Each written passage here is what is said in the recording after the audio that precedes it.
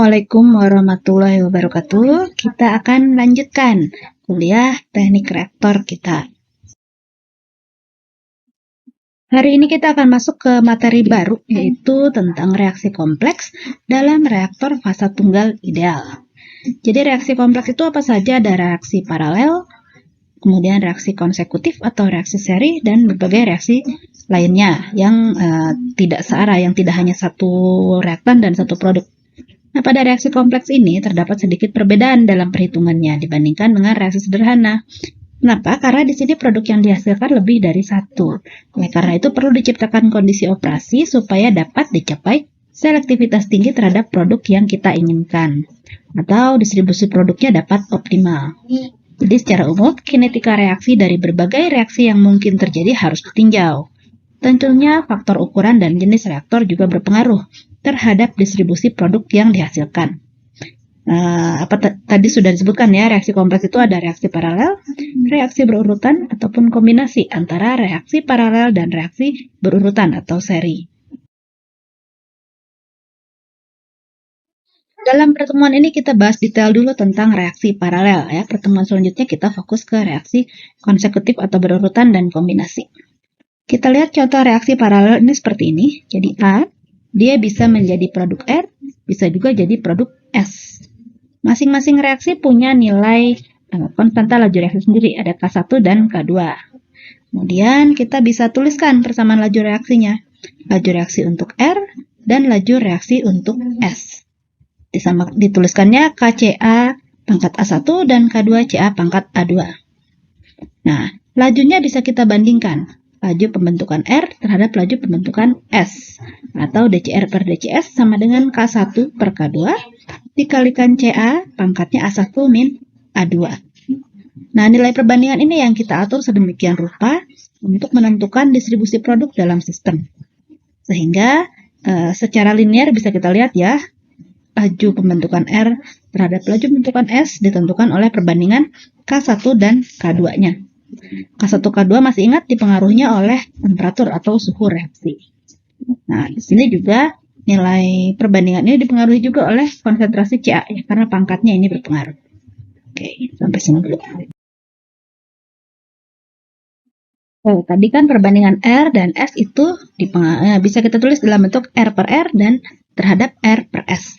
Nah, kalau kita ingin produk utamanya R, maka berarti kita ingin R itu lebih besar dari RS. Nah, bagaimana cara mengatur supaya RR bisa lebih besar dari RS? Langkah pertama adalah dengan mengatur kondisi temperaturnya. Ya, jangan lupa K itu sama dengan A dikalikan epsilon pangkat min EA per RT persamaan Arrhenius. Jadi kita menciptakan kondisi temperatur sehingga diperoleh K1 lebih besar dari K2 atau K1 per K2 menjadi lebih besar. Nah, ini kita harus tinjau dulu hubungannya dengan energi aktivasinya. Jadi kalau S1 lebih besar dari E2, maka suhunya harus lebih tinggi supaya K1 lebih besar dari K2. Sedangkan jika S1 kurang dari E2, maka kita harus atur supaya suhunya rendah. Ya. Selanjutnya order reaksi itu ditentukan juga menentukan pembentukan R lebih besar dari S. Nah, A1-nya tadi ya CA pangkat A1 dan CA pangkat A2, A1 harus lebih besar dari A2. Atau A1 minus A2 berharga positif. Maka kondisi terbaik bila konsentrasi A atau CA tinggi. Sehingga reaktor yang paling sesuai adalah batch atau PFR karena tidak terjadi penurunan konsentrasi secara tajam. Yang ketiga caranya, untuk order reaksi pembentukan R kurang dari S atau A1 kurang dari A2 atau A1 dikurangi A2 itu negatif, maka konsentrasi A yang rendah akan menguntungkan untuk pembentukan R. Karena itu kalau CA-nya rendah, kita perlu volume reaktor yang besar seperti CSTR. Nah, bagaimana kalau A1 sama dengan A2? Maka kedua reaksi ordernya sama, maka distribusi produk hanya ditentukan oleh K1 per K2. Tidak dipengaruhi oleh ukuran dan jenis reaktor yang dipakai. Yang kelima, kita bisa pakai katalis untuk mempercepat laju reaksi. Ini juga kaitannya dengan cara yang satu tadi ya, dengan penurunan energi aktivasi.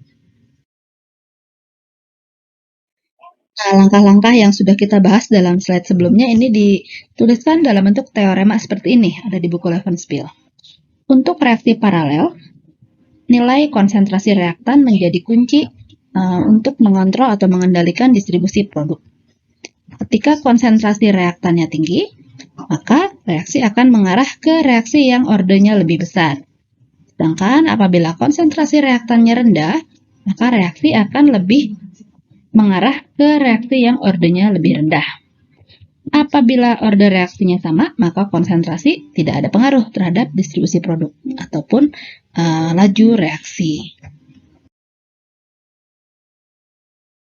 Bagaimana dengan cara memasukkan atau cara mengontakkan reaktan? Ternyata ada pengaruhnya juga terhadap laju reaksi ya.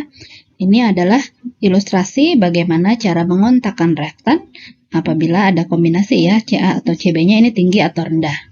Ini digunakan untuk reaktan dalam operasi yang non-continue atau batch. Oke, bagaimana kalau Ca dan Cb tinggi? Maka kita masukkan A dan B sama-sama, bareng-bareng, semuanya pada satu waktu. Bagaimana kalau Ca dan Cb sama-sama rendah?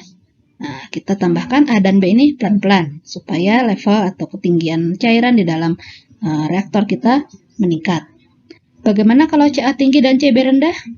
A-nya masukkan dulu semua, baru kemudian B-nya kita masukkan sedikit demi sedikit. Oke, bagaimana pola kontak tadi kita tuangkan dalam bentuk konfigurasi reaktor? Pertama tadi Ca dan Cb sama-sama tinggi, maka kita masukkan semuanya bareng-bareng. Kalau kita pakai reaktor pipa, ini contoh kontaknya seperti yang gambar di atas ini. A dan B masuk bersamaan. Kalau kita pakai reaktor tangki, sama ya. Kita masukkan A dan B langsung dalam satu tangki dan dia akan mengalir ke tangki-tangki berikutnya. Yang kedua, bagaimana kalau Ca dan Cb sama-sama rendah? Tadi kita masukkan A dan B sedikit demi sedikit. Kita tidak bisa pakai reaktor pipa ya, karena untuk konsentrasi yang rendah lebih cocok pakai reaktor tangki. Selanjutnya kalau Ca tinggi dan Cb-nya rendah bagaimana? Nah, ini caranya. Jadi Ca-nya harus masuk duluan. B-nya kita masukkan sedikit demi sedikit kalau di plug flow. Bagaimana dengan di tangki? Sama, A-nya masuk duluan, nanti B-nya masuk dari reaktor 1, reaktor 2, reaktor 3, dan seterusnya. Oke, supaya lebih terbayang dengan kasus realnya, kita coba contoh 7.1 berikut. Bagaimana pengaruh pola kontak terhadap reaksi yang dijalankan secara paralel atau reaksi yang berjalan secara paralel. Yang pertama adalah reaksi yang kita inginkan, ya A tambah B dapat produk R ditambah T. Persamaan laju reaksinya ada di situ. Dan ternyata ada reaksi samping, A tambah B juga membentuk S plus U. Ini yang kita tidak inginkan. Nah, sekarang supaya distribusi produk R dan T lebih besar, bagaimana kita mengolah atau mengatur kontak antara reaktan. Kita lihat penyelesaiannya di slide berikutnya. Oke, langkah pertama kita harus bandingkan dulu laju reaksi R terhadap laju reaksi S. Kita dapat K1 per K2 dikali Ca kali Cb pangkat minus setengah. Nah, kita ingin RR sangat besar, sebesar mungkin ya. Nah, kemudian dari aturan atau teorema tadi, kalau kita ingin RR-nya besar, berarti kita ingin Ca tinggi, Cb rendah. Dan kemudian karena ketergantungan reaksi terhadap B itu lebih besar daripada A, maka kita akan lebih prefer atau lebih memilih Cb lebih rendah karena dia pembagi di bawahnya pangkatnya minus. Nah, karena itu bagaimana pola kontaknya kita lihat di gambar pada slide berikutnya. Di sini kita gambarkan nih bagaimana pola-pola kontak yang paling mungkin. Yang kiri ini yang paling kita inginkan, yang paling kanan adalah yang tidak kita inginkan. Kita lihat dari yang kiri dulu. Karena kita ingin Ca tinggi, Cb rendah. Karena itu tadi Ca masuk duluan, B-nya masuk sedikit demi sedikit. Yang B ini kalau dua-duanya rendah, kita tidak ingin B tinggi ya, karena kita jaga supaya ketergantungan terhadap B itu sekecil mungkin. Maka kita masukkan sedikit demi sedikit nih, kemudian diaduk. Kemudian yang C adalah Ca dan Cb sama-sama tinggi, jadi masuk sama-sama lewat reaktor pipa. Yang D adalah Ca-nya sangat rendah, B-nya paling tinggi. Mirip seperti yang A tadi, tapi yang dimasukkan belakangan adalah reaktan A. tadi. Untuk pola kita, karena kita ingin CA-nya setinggi mungkin dan CB serendah mungkin, kita akan lebih memilih pilihan A ini. Nah, contoh soal ini memverifikasi ya temuan yang kita bahas di contoh 7.1 tadi mengenai pola-pola kontaknya. Oke, sekarang kita coba bahas tentang selektivitas untuk reaksi paralel. Untuk mencari nilai selektivitas dari suatu reaksi, maka ada parameter-parameter selektivitas yang berbeda dan setiap parameter memiliki notasi yang berbeda pula. Nah, pada reaksi paralel ini, kita berkenalan dengan parameter ini lambang pi ya, pi aksen dan pi. Pi aksen itu apa? Pi aksen adalah kecepatan pembentukan R dibagi dengan kecepatan A yang bereaksi. Sama tidak? Kita reaksinya paralel pasti beda ya. Kecepatan pembentukan R pasti beda dengan kecepatan A yang bereaksi. Ini disebut juga instantaneous fractional field of R. Jadi bagaimana menghitungnya? Ini adalah dCr per dt dibagi dCa per dt. Jangan lupa A itu reaktan, R itu produk, jadi pasti ada tanda minusnya. Jadi pi aksen adalah fungsi dari konsentrasi A. Bagaimana dengan pi saja, tanpa aksen? Ini adalah perbandingan antara jumlah R yang terbentuk dibagi jumlah A yang bereaksi. Beda ya, kalau pi aksen tadi kecepatannya, kalau pi saja adalah jumlahnya, itu konsentrasinya. Jadi pi ini adalah fraksi total A yang berubah menjadi R, atau overall fractional field of R. Rumusnya adalah CR final, jadi produk akhirnya, dibagi CA0 min CA final, atau CRF dibagi minus delta CA. Pi juga menunjukkan distribusi produk yang meninggalkan atau keluar dari reaktor dan merupakan harga rata-rata dari pi aksen.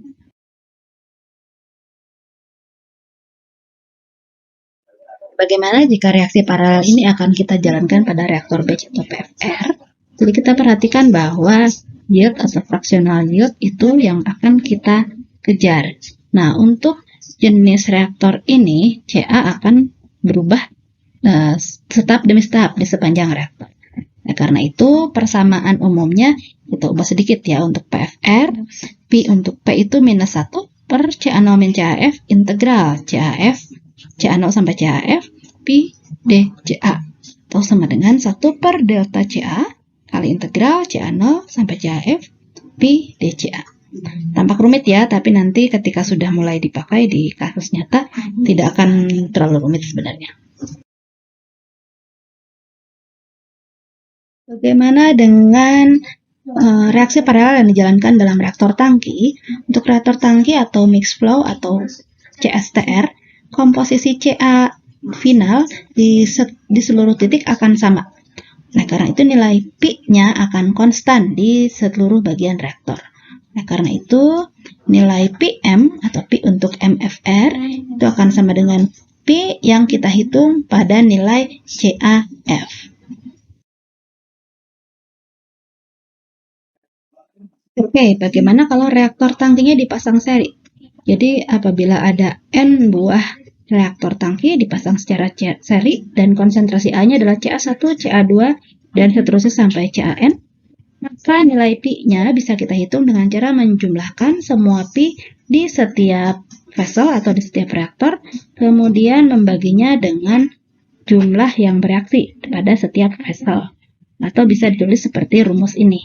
Ya, jadi theta N mix itu penjumlahan theta total dibagi CA0 min CAN.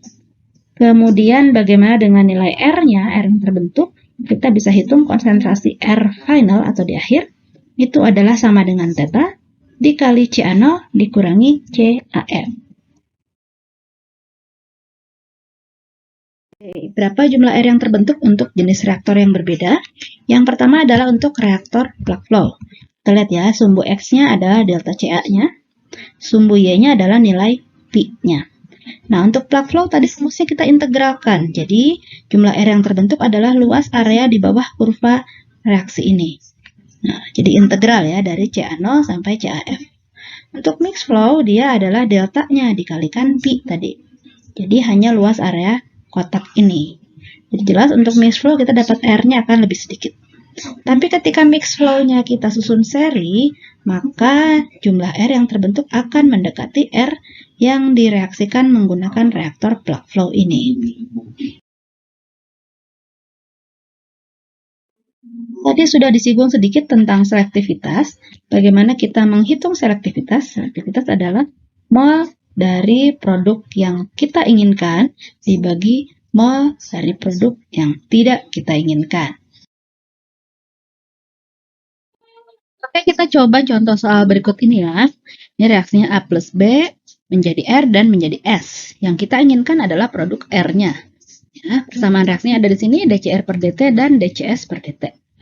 Nah, apabila konversi reaksinya 90% terhadap A, dan kemudian laju alur volumetrik A dan B itu sama, dan masing-masing punya konsentrasi 20 mol per liter, maka cari konsentrasi R di aliran produk.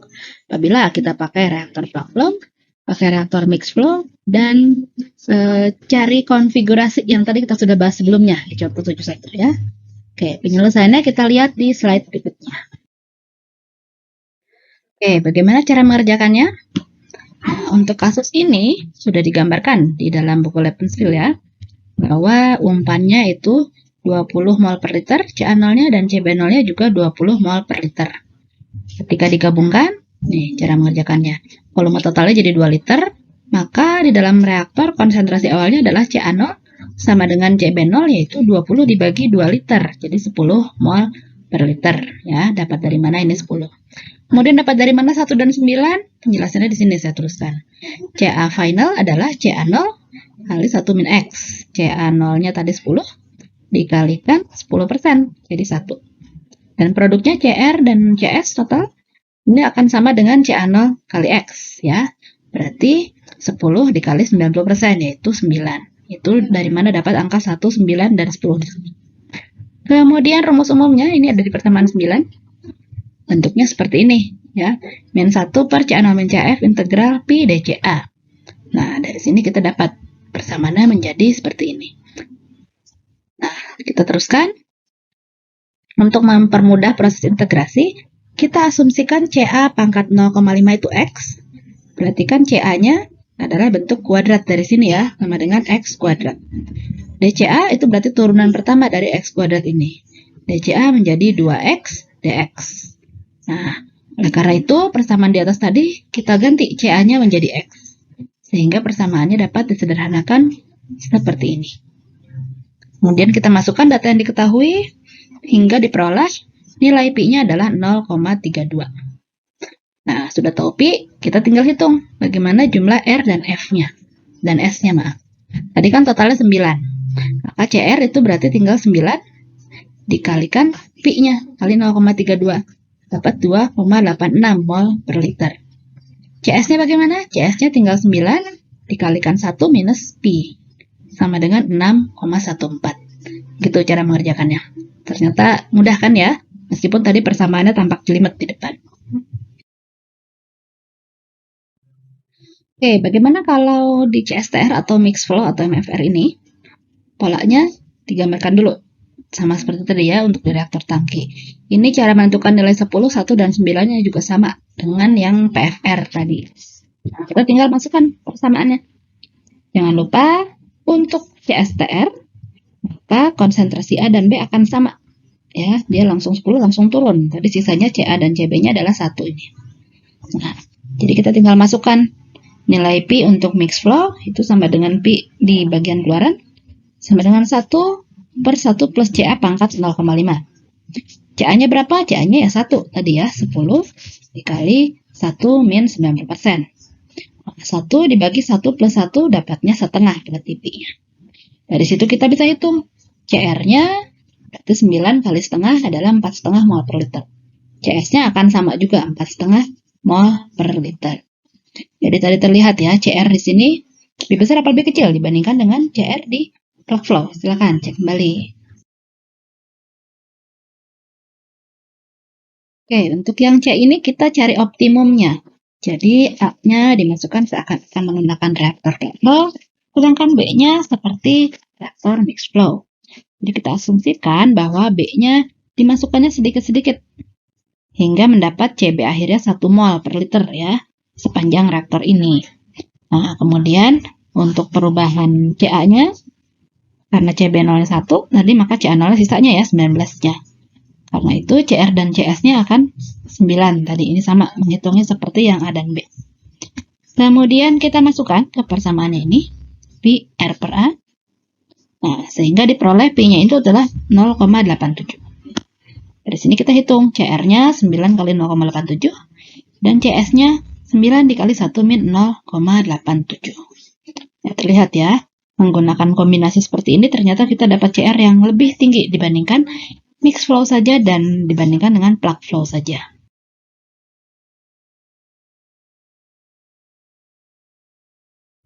Ini kesimpulannya untuk contoh ini.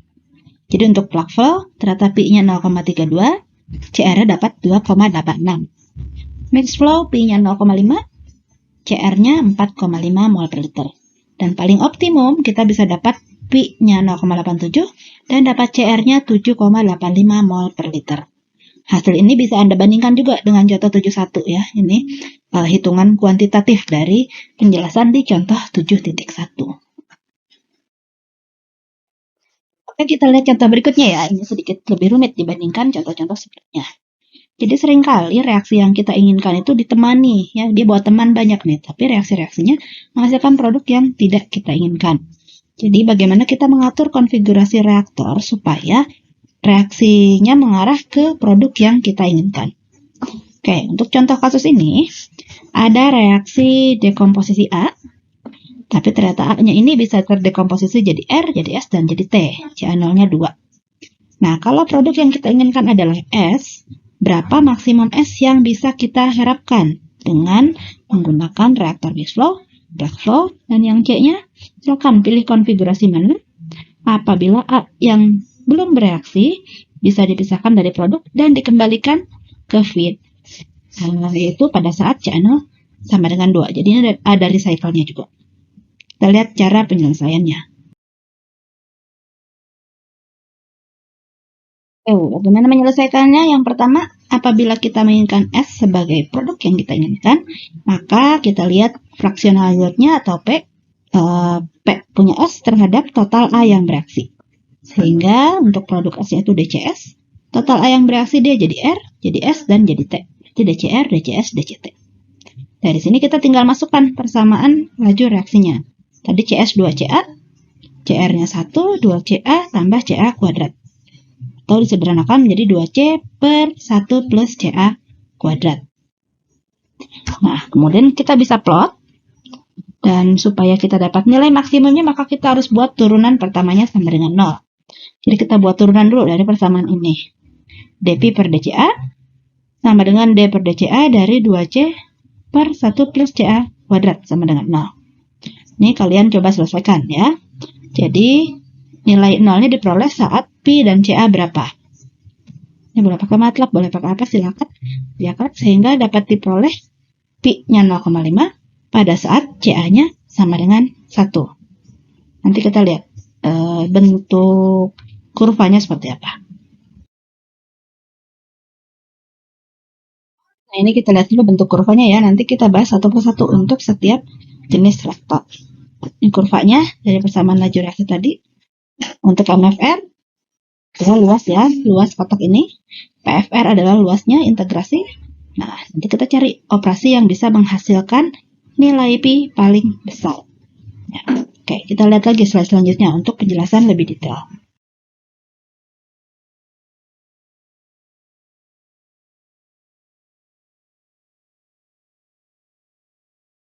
Oke, pertama kita kerjakan untuk reaktor CSTR dulu ya, atau mixed reactor.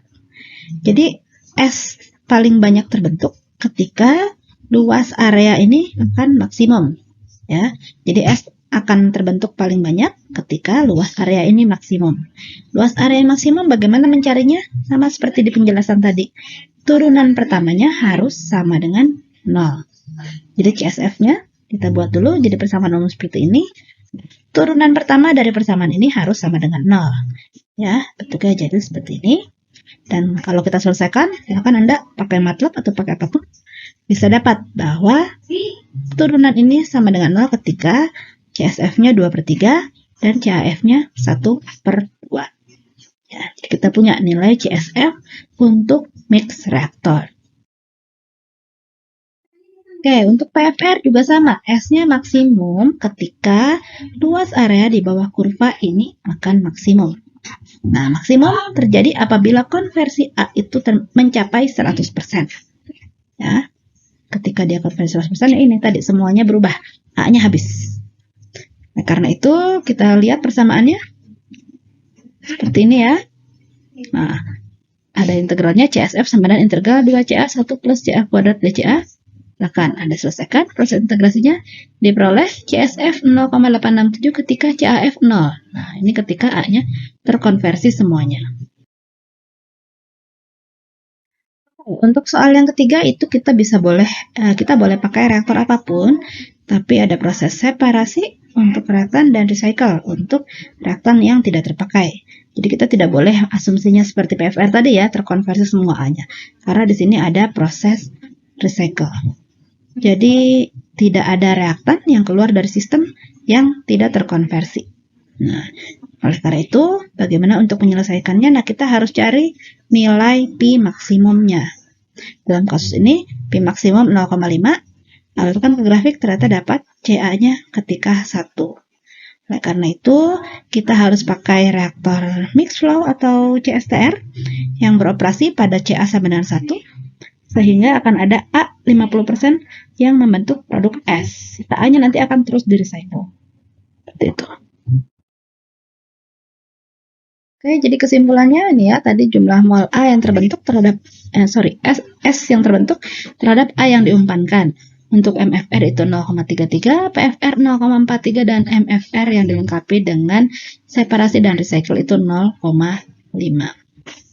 Pi-nya ya. Oke, kita coba contoh 74 ya, contoh terakhir. Jadi, untuk reaksi yang di contoh 73 tadi, tolong tentukan konfigurasi atau penyusunan reaktor yang dapat menghasilkan S paling banyak. Ya, tapi di sini kita asumsikan tidak ada recycle dulu, tidak ada recycle. Dan kemudian konversi 100% itu tidak dimungkinkan. Cari CS untuk berbagai konfigurasi reaktor. Oke, penentuan konfigurasi reaktornya kita lihat dari kurva ini. Ya, nah, kita harus cari konfigurasi yang dapat memberikan luas maksimum di bawah kurva ini. Ya, kalau kita lihat di sini gambarnya ada plug flow dan mixed flow yang bisa memberikan luas area maksimum. Bacanya tapi dari kanan ke kiri karena CA itu akan berkurang. Jadi mixed flow dulu, baru plug flow. Atau kalau kita gambarkan seperti ini. Mixed flow dulu baru plug flow. CA 0-nya 2, kemudian ketika 1 dia pindah ke plug flow. Ya. Nah, untuk mixed flow dari contoh 73 tadi kita dapat bahwa Pi maksimum itu diperoleh saat CA sama dengan 1. Jadi untuk reaktor yang pertama dulu, CS-nya adalah Pi kali delta CA. Setengah kali 2 min 1, dapat setengah mol per liter. Dari sini sisa A-nya akan bereaksi lagi di plug flow. CS-nya integral Pi DCA. Ya, integral 0 sampai 1, 2C per 1 plus CA kuadrat DCA. Kita selesaikan persamaan ini dan dapat CS-nya 0,3886 mol per liter. Jadi total S yang terbentuk itu kita hitung dari S yang terbentuk di mixed flow ditambah S yang terbentuk di plug flow. Dapatnya total 0,886 mol per liter. Jelas lebih besar dibandingkan yang hanya menggunakan plug flow sendiri ya, tadi yang hasil perhitungan di contoh 73.